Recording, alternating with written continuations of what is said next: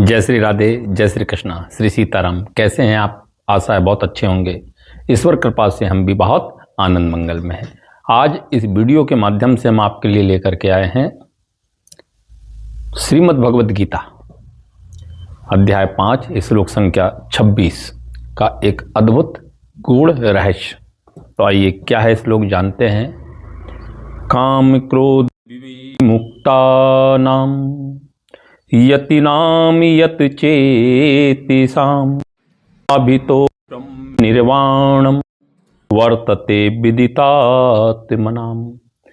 क्या है इस गूढ़ रहस्य इस श्लोक का, आइए जानते हैं। काम का अर्थ होता है इच्छा।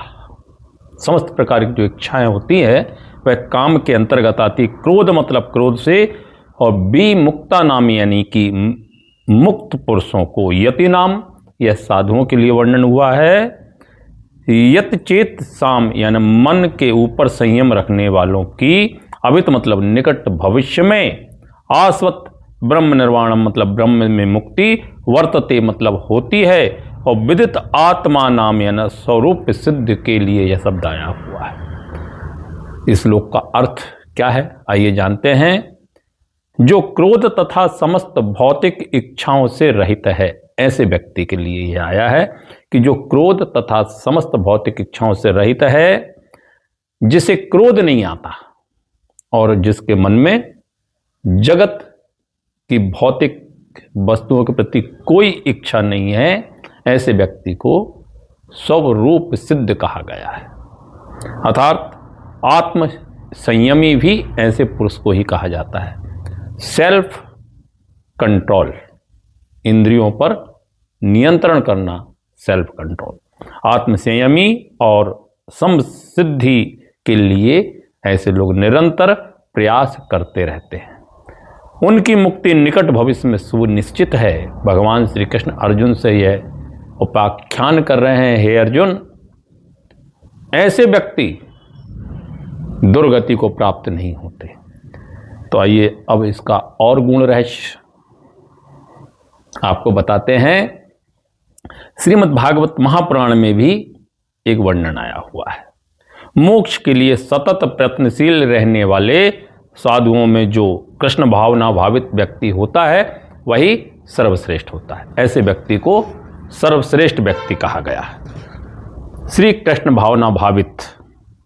और भागवत महापुराण के चतुर्थ स्कंद में 22वें अध्याय का 39वां श्लोक है। यत पाद पंकज पलास बिलास भक्तया कर्माशयम ग्रथित मुद ग्रथयन्ति संतः तदन्न रिक्त मतियो यतियोऽपि रुद्धु स्तोत्रो गणास्त मरणम भज वासुदेवम। भज वासुदेवम अर्थात भक्ति पूर्वक भगवान श्री कृष्ण की पूजन करो, वासुदेव की पूजन करो। वासुदेव की पूजन करने का प्रयास तो करो भाई। बड़े बड़े साधु पुरुष भी इंद्रियों के बैग को उतनी कुशलता से रोक पाने में समर्थ नहीं हो पाते जितना कि जो सकाम कर्मों की तीव्र इच्छा को समूल नष्ट करके और भगवान के चरण कमलों की सेवा के करने के लिए या सेवा करके दिव्य आनंद में लीन रहते हैं।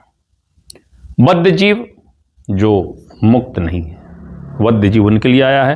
बद्ध जीव में कर्म फलों को भोगने की इच्छा इतनी बलवती होती है कि ऋषियों मुनियों तक के लिए कठोर परिश्रम के बावजूद ऐसी इच्छाओं को बस में करना अत्यंत कठिन हो जाता है, असंभव हो जाता है। लेकिन जो कृष्ण भावना भावित व्यक्ति है वह सदैव निरंतर भगवान की भक्ति करते रहता है और आत्म साक्षात्कार में सिद्ध होता है।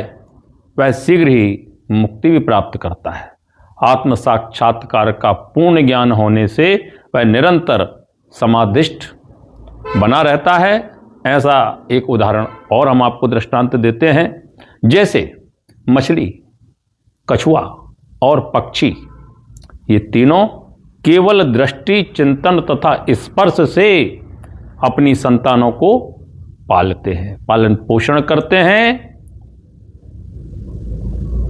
हे पंकज, मैं भी उसी तरह करता हूं। अर्थात मछली अपने बच्चों को केवल देख करके बड़ा करती है, कछुआ केवल चिंतन के द्वारा बच्चों को पालता है, क्योंकि कछुआ अपना जब अंडा देता है तो वह स्थल पर देता है, जमीन के ऊपर देता है और खुद जल में रहता है। जल में रहते हुए चिंतन करता है अपने बच्चों का। इस तरह से वह अपने बच्चों का पालन करते रहता है। और इस प्रकार भगवान के भक्त जो है भगवत भक्त हैं, भगवत धाम से दूर स्थित रहकर भी भगवान का चिंतन करके कृष्ण भावना अमृत के द्वारा उनके धाम पहुंच सकता है। भगवान का चिंतन कीजिए, भगवान की लीलाओं का चिंतन कीजिए, भगवान के नाम का कीर्तन कीजिए, स्वाध्याय कीजिए, निश्चित ही भगवत धाम की प्राप्ति होगी।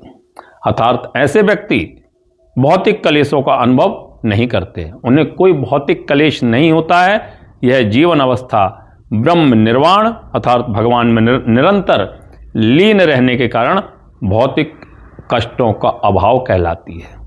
तो आइए इस संदर्भ में थोड़ा सा वर्णन और करते हैं। काम क्रोध वियुक्ता नाम यति नाम, अर्थात इस श्लोक का पहला यह शब्द था। तो भगवान श्री कृष्ण अर्जुन से कहते हैं कि जो सिद्ध महापुरुष होते हैं उनमें काम क्रोध आदि दोषों की गंध भी नहीं होती है। काम क्रोध आदि दोष उत्पत्ति विनाशशील असत पदार्थों, शरीर इंद्रियां मन बुद्धि आदि, ये सब असत पदार्थ में माने गए के संबंध से उत्पन्न होते हैं। सिद्ध महापुरुषों को उत्पत्ति विनाश रहित सत तत्व में अपनी स्वाभाविक स्थिति का वह अनुभव हो जाता है उन्हें, और अतः उत्पत्ति विनाशशील असत पदार्थों से उसका सर्वथा संबंध नहीं रहता है।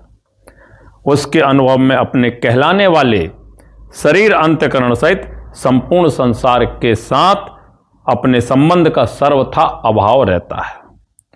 अतः उसमें काम क्रोध आदि विकार फिर कैसे उत्पन्न हो जाते हैं? यदि काम क्रोध सूक्ष्म रूप से भी हो तो अपने को जीवन मुक्त मान लेना भ्रम ही है। उत्पत्ति विनाशशील वस्तुओं की इच्छा को काम कहते हैं। काम क्रोध विमुक्ता नाम, अर्थात कामना में अब जो अभाव है उसी अभाव में कामना पैदा होती है। अभाव सदैव असत वस्तुओं में बना रहता है, सत स्वरूप में अभाव है ही नहीं, सदैव असत्य में रहता है। और परंतु जब स्वरूप असत्य से तादात्म्य हो जाता है, एकाकार हो जाता है, तब असत अंश के अभाव को वह अपने में मान लेता है। अपने में अभाव मानने से ही कामना पैदा होती है, और कामना पूर्ति में बाधा लगने पर निश्चित ही क्रोध आ जाता है।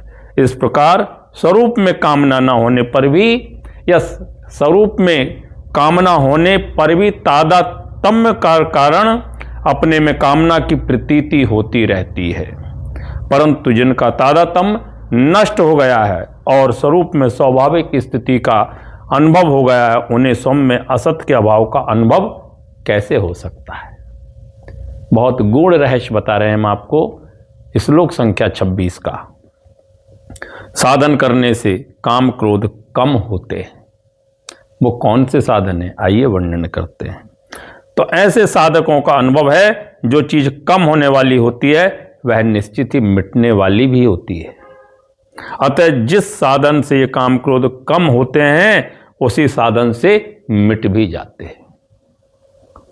साधन करने वालों का यह अनुभव होता है कि काम क्रोध आदि द्वेष पहले जितने जल्दी आते थे उतनी जल्दी अब नहीं आते। पहले जितने वेग से आते थे उतने वेग से अब नहीं आते, और जितनी देर तक पहले ठहरते थे अब उतनी देर तक ठहरते भी नहीं हैं। कभी कभी तो साधक को ऐसा ज्ञात होता है कि काम क्रोध का वेग पहले से अधिक आ गया। बहुत ध्यानपूर्वक सुनिएगा, भगवत गीता का अद्भुत श्लोक है ये। भगवान में भक्ति कैसे प्राप्त करें, भगवान की भक्ति कैसे प्राप्त करें, साधना कैसे करें, मन की संतुष्टि कैसे हो, मन को शांत कैसे करें। अक्सर लोगों का प्रश्न रहता है कि मन हमारा शांत नहीं रहता, मन बहुत चंचल है, मन बहुत व्याकुल करते रहता है, गुरुजी बताइए क्या करें।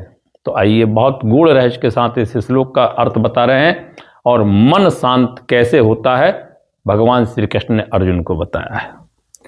अर्थात काम का वेग पहले से अधिक हो गया है। इसका कारण यह है कि साधन करने से भोग शक्ति तो मिटती चली गई और पूर्ण अवस्था किंतु प्राप्त नहीं हुई। अर्थात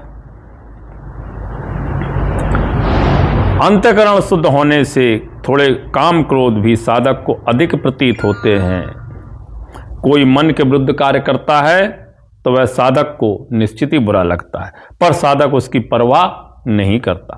बुरा लगने के भाव का भीतर संग्रह होते रहता है, पर अंत में थोड़ी सी बात पर ही बहुत अधिक क्रोध आ जाता है, क्योंकि भीतर जो संग्रह हुआ है वह एक साथ बाहर प्रकट हो जाता है। दूसरे व्यक्ति को भी इस बात को लेकर के आश्चर्य होता है कि इतनी थोड़ी सी बात पर इतना अधिक क्रोध क्यों आ गया, कोई बहुत बड़ा विषय नहीं था, इतनी अधिक तो क्रोध नहीं होना चाहिए था। कभी कभी व्रतियां ठीक होने से साधक को ऐसा प्रतीत होता है कि पूर्ण अवस्था प्राप्त हो गई है, किंतु ऐसा होता नहीं है। वास्तव में पूर्ण अवस्था का अनुभव करने वाला जब तक व्यक्तित्व से पूर्ण साधन नहीं कर लेता है तब तक पूर्ण अवस्था प्राप्त नहीं होती है। साधन से जब तक पूर्णत्व प्राप्त नहीं होगा तब तक पूर्णत्व की अवस्था नहीं आती है। काम क्रोध विमुक्ता नाम यति नाम यत चेत शाम। चेत शाम अर्थात क्या है? जब तक असत का संबंध रहता है तब तक मन बस में नहीं रहता है। असत्य क्या है जान लीजिए। संसार की जितनी वस्तुएं हैं वह सब असत्य ही है।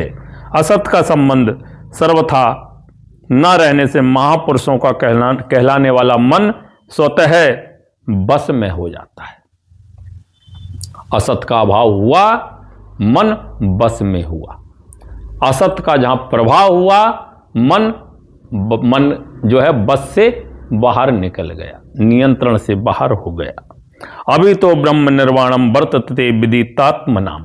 अर्थात अपने स्वरूप का वास्तविक बोध हो जाने से उन महापुरुषों को यहाँ विदितात्मनाम कहा गया है। तात्पर्य है कि जिस उद्देश्य को लेकर मनुष्य का जन्म हुआ है और मनुष्य जन्म की इतनी महिमा का भी वर्णन किया गया है, तो क्या उसको उन्होंने प्राप्त कर लिया है। शरीर के रहते हुए अथवा शरीर छूटने के बाद नित्य निरंतर वे महापुरुष शांत ब्रह्म में ही स्थित रहते हैं। जैसे भिन्न भिन्न क्रियाओं को करते समय साधारण मनुष्यों को शरीर में स्थिति की मान्यता निरंतर बनी रहती है, ऐसे ही भिन्न भिन्न क्रियाओं को करते समय उन महापुरुषों की स्थिति निरंतर एक ब्रह्म में बनी रहती है।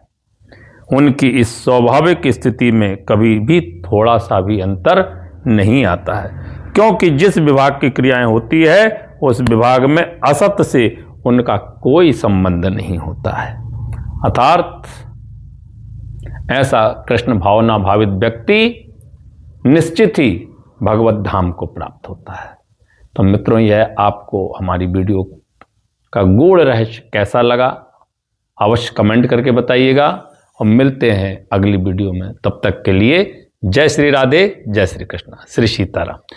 यदि आपने अभी तक चैनल को लाइक नहीं किया तो कृपया लाइक कर दीजिएगा, कमेंट कीजिएगा और सब्सक्राइब भी कीजिएगा। श्री राधे राधे।